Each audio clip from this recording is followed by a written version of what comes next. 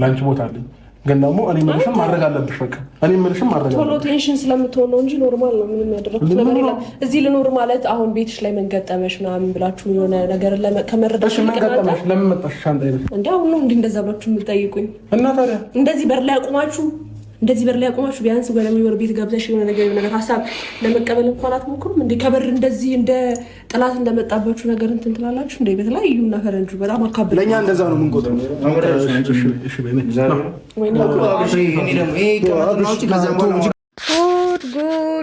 ጉድ የጉድ ሀገር ገንፎ አለ ያገሬ ሰው ጉድና ጅራት ከወደ ኋላ ነው ይላል። አቤት አቤት በተረት ከምጀምር በሰላምታ ብጀምር ይሻላል መሰለኝ። ሰላም እንዴት ናችሁ? ውድና የተከበራችሁ በመላው ዓለም የምትገኙ ኢትዮጵያውያን እንዲሁም ኤርትራውያን ቻናሌ ቤተሰቦች እንዴት ናችሁ? ደህና ናችሁ? ሁሉ ሰላም ሁሉ መልካም፣ እኔ ጋር ሁሉ ሰላም ሁሉ መልካም፣ እናንተ ጋር ሁሉ ሰላም ሁሉ መልካም እንደሚሆን ተስፋ ያደረኩኝ እንደተለመደው ቪዲዮውን ስትጀምሩ ላይክ እና ሼር ሰብስክራይብ በማድረግ ሰብስክራይብ ስታደርጉ የደወል ምልክቷን በመጫን ቤተሰብ ትሆኑ ዘንድ በአክብሮት እየጋበዝኩ እንደተለመደው የተለመደ ሀሳብ አስተያየታችሁን በኮሜንት እንድትሰጡኝ እያልኩኝ ዛሬም እንግዲህ እንደማያልቅባቸው የሆኑትና አብርሽ መተዋል ማለት ነው። እንዳያችሁት ሻንጣዋን ጠቅልላ ወደ አብርሽ ቤት መታለች ማለት ነው። በዚህ አጋጣሚ ቢሳካልሽ ኖሮ ገለቴ ሰየው ብሎ ቢቀበልሽ ኖሮ ጨርቅሽን ሰብስበሽ ልገቢ ነበር ሐሳብሽ። ማንም ለፕራንክ እንኳን ለፕራንክ ድራማ ሲሰራ እኮ ሻንጣ እኮ እናቃለን አንጠልጥለው ሲሉ የአብርሽ እንኳን ራሱ መለያዋች ጥቁር ቦርሳ ናት። ብዙ ልብስ እንኳን አይዝም። ምክንያቱም ፕራንክ ነው። ምን አሸከመው? ዞር ብሎ ተመልሶ የሚገባበት ወደ ቤት ስለሚገባ ልጅ ተሸክመው የሚሄደው። ስለዚህ ሌሎቹም ራሱ በባዶ ሻንጣ ሁላ ነው አብዛኞቹ ፕራንክ ሲያደርጉ ወይም ደግሞ ቪዲዮ ሲሰሩ ልሄድ ነው ልመጣ ነው እያሉ የሚሰሩት። አንቺ ግን ይሄን ሁሉ ኮተት እቃ ውስጥ አድርገሽ ይዘሽ መምጣት ማለት ቢሳካልሽማ ኖሮ አልሳካለሽ እንጂ ገለቴ ጠቅልለሽ ልገቢ ነበር። ሩታ ልትወልድ ሄደቻ ቤተሰቦቿ ጋር ተመቸሽ ማለት ነው። ሀሳብሽ እንደዛ ነበረ የኔ እናት። ምን ነው ግን አንቺዬ እንደው ሴቶች ሆነን እኛ ሴቶችን እንደዚህ ውርድ ዝቅጥ ባታረጊን ምን አለበት? እንደው ባትከበሪኛን ብታስከበሪን እና አንቺ እንደውም ደረቅ ዳቦ ራሱ እኮ አይገባሽም ነበረ። መጨረሻ ላይ ታችሁታል ቤተሰብ ደረቅ ዳቦ ቀረበላት ማለት ነው እንግድነት። እና ደረቅ ዳቦ ራሱ በቃ እንትን አይልሽም።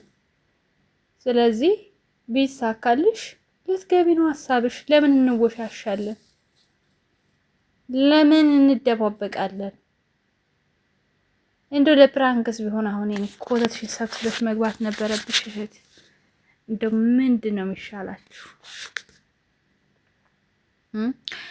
ዞሮ እዛው በቃ ተመክሮ እዛው። አንተ አብርሽ ሲጀመር ከዚች መራቅ ካልቻልክ እኮ የፈለገ ተአምር ቢሆን ሩታ ወደ አንተ ልትመጣ አትችልም። ማንወሻሽበት ነገር ማለት ነው። ሰዎች ራሱ ሲሉ የሆነ አንዳንድ ጊዜ ነገሮች ሲደራረቡ ሲደጋገሙ ራሱ ከእጅ አልፈው ግርግር ይላሉ። የምር ሰዎች አሁን ሰው እየሰደቡ ይብን ቪዲዮ አይጨርሱም። እርግጠኛ ነኝ አሁን እንደ በፊቱ አታገኝበትም። ብር ራሱ እንደ በፊቱ ቪዲዮ አይታይም። ምክንያቱም በቃ የሚወድ ሰው ራሱ አሁን እየጠላህ ነው ያለው። ውስን ሰው ነው አሁን የሚታገልል። ምክንያቱም ስራው ጥሩ አይደለም፣ ደስ የሚል ነገር አይደለም። በቃ የሆነ እኛ አሁን ስንናገር እንደዚህ ጠልተ ነው በልዩነት ምናምን አይደለም። እኔ ሰው ጥላቻ የማንም ጥላቻ የለብኝ። እንኳን አብርሽ ትናንት ብሎ ሲጀምር ማቀው ልጅ ቀርቶ የስራ ሰው ታጋይ ነው፣ ጎበዝ ነው። ግን ደግሞ እንዳሁን እንደዚህ ስራ ወርድ ብሎ አያውቅም አብርሽ። በቃ ምንም ለስራ ቢሆንም እንኳን በነገራችን ላይ በጣም ብዙ ሰብስክራይብ ያለ ሰው ነው። አንተ አሁን ከዚህ ነገር ወጥተህ በጥሩ ነገር ብትመጣ ራሱ በጣም ይታይላል። ለዛ ያለው ነገር ኢንተርቪው እንደ ትላልቅ ሚዲያዎች ኢንተርቪው ብታደርግ ከዚህ በላይ በቃ ራስን ሳትጥል ራስን ሳታዘግጥ ሳታዋርድ ተከብረህ ምርጥ ፕሮግራም ማዘጋጀት ትችላለህ። ቤትህ አሪፍ ነው። አንዱን ክላስ ስቱዲዮ አድርገህ ወንበሮች አዘጋጅተህ ምናምን ኢንተርቪው ማድረግ ልክ ከዚህ በፊት ትንሳኤ ነዋ እሷን ኢንተርቪው እንዳደረጋችኋት ማለት ነው። እንደዚህ አይነት ፕሮግራም ብታዘጋጁ በደንብ በቃ ከዚህ በላይ መለወጥ ትችላለህ። ልክ እንደ ዮሃ ሚዲያ ስንት አስደማሚ ታሪክ ያላቸው ህይወቴን የት ሄጄ ልናገር ልተንፍሰው ሰዎች ይማሩበት ብለው የሚያስቡ እኮ በጣም ብዙዎች አሉ። አንደኛ አንተ ጎበዝ ነህ፣ ስለ ዩቲዩብ በደንብ ስለምታውቅ በተለይ አረብ ሀገር ላይ ያሉ እህቶችን ኢንተርቪው እያደረካቸው በቪዲዮ አንተ ትጠቀማለህ። ቻናል እየከፈትክ ብትሰጣቸው ሁሉም ሰው አንተ ጋር ነው እየመጣ ኢንተርቪው የሚደረገው። ገባህ? በቀላሉ ማለት ነው። እኔ ምን ነው የእናንተን እድል ባገኘሁት የምር ማለት እንደዚህ ለምን አገኛችሁት ቅናት ሳይሆን ለምን ባገኘሁትም ብልህ ጥሩ ነገር እንድሰራበት ስለምፈልግ ነው። በጣም ብዙ ልሰራቸው የሚገቡ ነገሮች አሉ። በጣም የሚታዩ የሚባሉ አጓጊ ነገሮች ታሪክ አሁን በደንብ ነው የምንሰማው።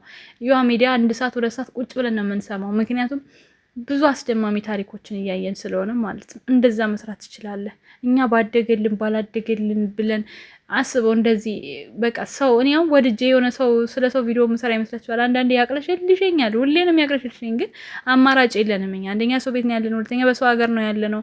ወጣ ብላችሁ የምትቀርጹት ቪዲዮ የለም። በቃ እኛም የራሳችን ነገር እንኳን ዘንብል መጣ ይብን አታዩትም። እናንተ ኦዲየንሶች ችግር አለባችሁ። ያ ስለሆነብን ነው እንጂ እኔ ሰው ራሱ ባለጥፍ ባላነሳ በጣም ነው ደስ የሚለኝ።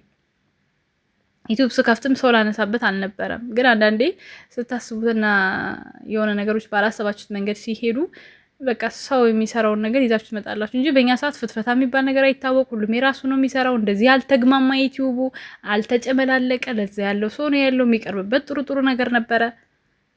በቃ እኛም ያለ ማንነታችን ማንነት የሰጠን እናንተ በምታመጡት ነገር ህዝብ አይቶ ሲያይልን በቃ የሚያዩትን የወደዱትን እንስራ በሚል ነው እንጂ እኔ ማንንም ሰው ባላነሳ ወደው መጠላው የሚባል ነገር የለም። እኔ ዩቲዩብ ላይ ለስራ አለቀ በቃ ዩቲዩብን ቪዲዮ እሰራለሁ እወጣለሁ።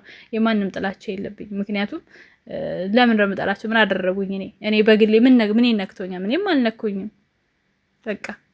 ስለዚህ በቃ ሰው ደግሞ በጣም የሆነ ነገር ሲያሳድርብህ በጣም ብዙ ትችት ሲቀርብብህ ቆም ብለህ ማሰብ አለብህ። ለምን ይሆናል? ምናልባት እኔ ስለሆንኩ የተሳሳትኩት፣ ስለዚህ ራሴን የሆነ ቦታ ማግኘት አለብኝ። ከቀን ቀን መሽቶ ሲነጋ ነግቶ ሲመሽ፣ በተለይ አሁን አዲስ ዓመት ከገባ ጀምሮ እልቂት ነው በቃ።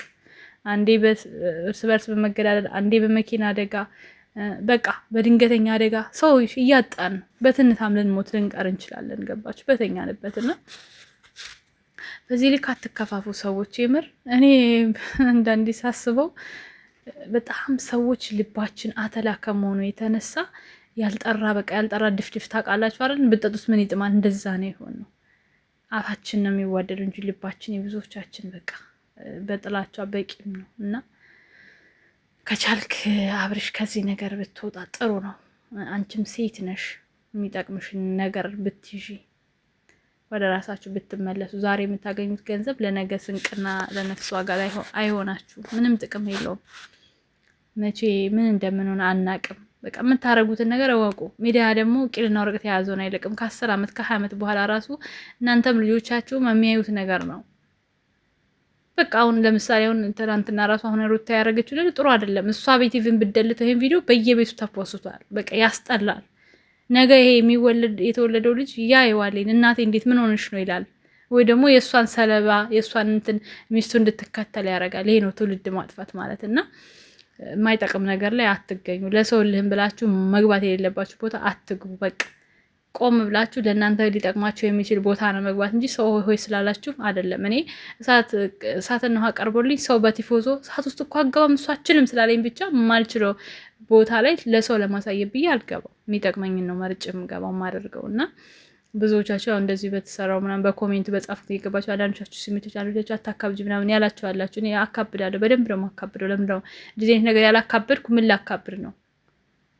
ጥሩ ነገርም ሲኖር በደንብ አካብጄ ያደርጋለሁ፣ እናገራለሁ። እና ወደ ራሳችን እንመለስ። ሁላችንም ላይክ፣ ሼር፣ ሰብስክራይብ አድርጎ ወዳችኋለሁ። ማሳን ይቻላል።